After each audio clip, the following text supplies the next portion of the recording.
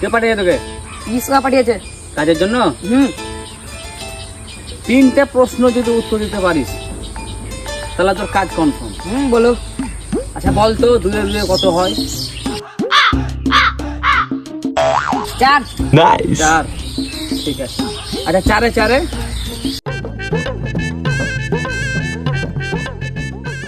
8। ওইভাবে আঙুল গুনে হবে না, হাতটাকে পকেটে ভর। এবার কিন্তু লাস্ট প্রশ্ন, বলো। এটা যদি বলতে পারিস তাহলে তোর কাজ কনফার্ম।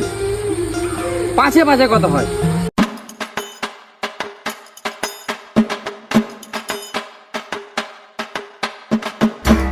11।